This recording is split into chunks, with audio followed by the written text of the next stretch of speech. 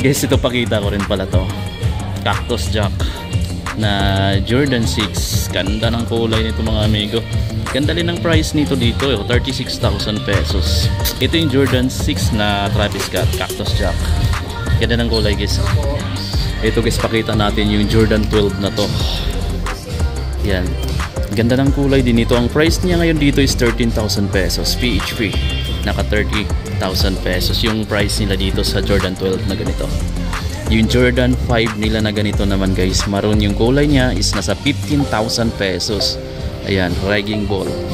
Ito yung Jordan 5 na Raging Ball. Tapos ito yung Jordan 11 Retro na Playoffs guys. Ayan, red colorway. Ganda. Anyway, yung Jordan 13 na to guys, dito ko lang nakita yung kulay green and white na available sa Aftermarket Green Hills. Nasa 10,000 pesos yung retail dito or yung price nila dito guys. Oh, ganda. Ito yung Lucky Green pala na colorway. Jordan 13 Lucky Green na colorway. May ibang colorway pa siyang available dyan. Oh.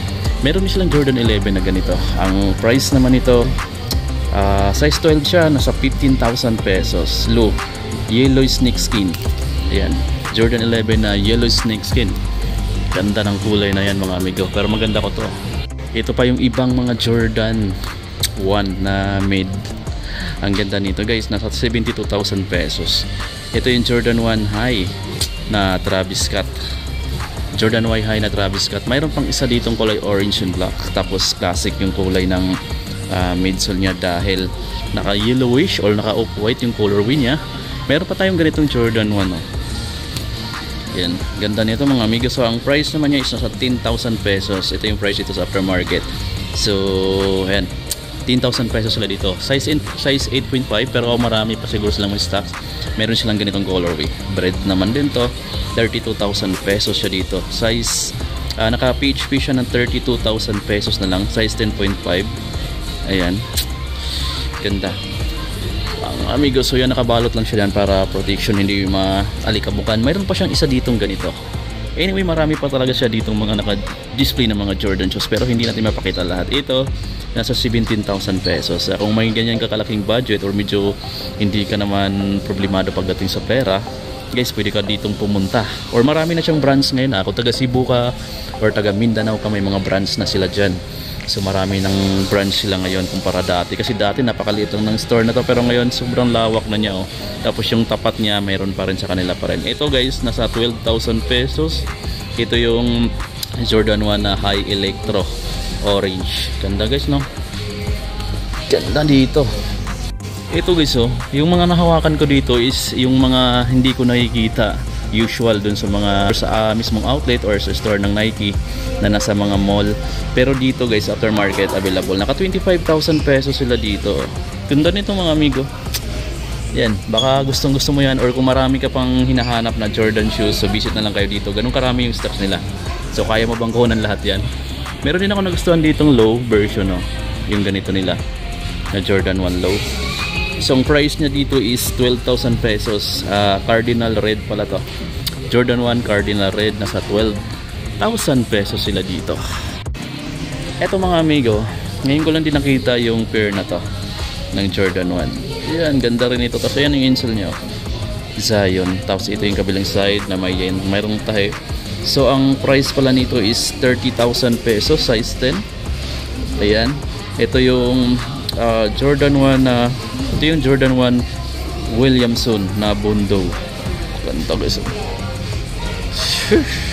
Okay, so dito sa side naman sa kabila, andito yung mga Yeezy nila. Pakita lang natin yung ilan sa mga trip natin dito.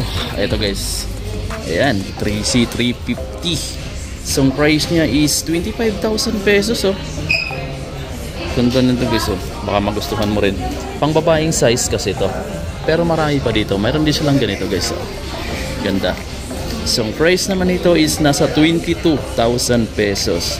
Adidas Yeezy Boost 350 Bito na clay. Ito, foam runner. Meron sila dito. At ang price nito is nasa 10,000 pesos. Yeezy foam runner MX. Ganda ng mga colorway nito. Tsaka yung pangalan niya mga amigo. Anyway, mayroon din silang ganitong black version. Then 13,000 pesos foam runner ulit, Adidas. Meron din silang ganito sa mga naghahanap ng ganitong sapatos ni Adidas. Itong Yeezy, 20,000 pesos. Yeezy Boost 700 Wave. Ganda guys, no? Sa dami nito, di ko na alam kung ano ipakita ko sa inyo eh. Pero marami sila dito mga Yeezy din mga amigo. Kompleto sila dito, Ricardo, pagdating sa mga hype na sapatos. Ito 22,000 pesos. So, Yeezy 350 Vito na Hyperspace. Meron sila ditong Hyperspace Yeezy Vito 350. Meron din silang ganito dito mga amigong Adidas na nagkakalaga ng 11,000 pesos. Adidas Yeezy Slide na Ryzen. Ayan. Adidas Yeezy Slide na Raisins, nagkakalaga dito ng 11,000 pesos guys. Baka may budget ka dyan. At ang ganda naman talaga nito sa paa. Sobrang lambot na Puma. Pagdating naman sa mga classic na Adidas, mayroon sila dito. May mga New Balance. Ito may Zamba sila dito. Ito yung mga classic version. May Sporty and Rich din sila dito na Adidas. So mga classic to guys, 12,000 pesos yung price niya dito. May Adidas Zamba din silang ganito. So bihira mo lang makita yung mga ganitong colorway sa mga mall. 10,000 pesos yung retail nila dito guys dyan. At marami pa dito. Yung mga Air Force 1 nila may Supreme din kasi maraming tao. Dito tayo. Pakita natin yung banda rito kasi andito yung mga hype din na iba. Tulad dito guys, nakakaano ang hawakan nga eh. Kasi yung price niya sobrang ano din. Ito 100,000 pesos na yung Retro High Union Los Angeles na Black Toe. Ayan. Jordan 1 na Union. Ayan. Los Angeles Black Toe. Kasi ang ganda nito. Mayroon pa siyang tag dyan. 100,000 pesos. Ito yung solid dito guys na Travis Scott. Ganda nitong Travis Scott na to na reverse mocha. 90,000 pesos na lang siya. 94,000 pesos talaga yung price nila dito pero naka-discount siya. 90,000 pesos na lang. Sa Green Hills lang yan, nandito tayo sa may aftermarket.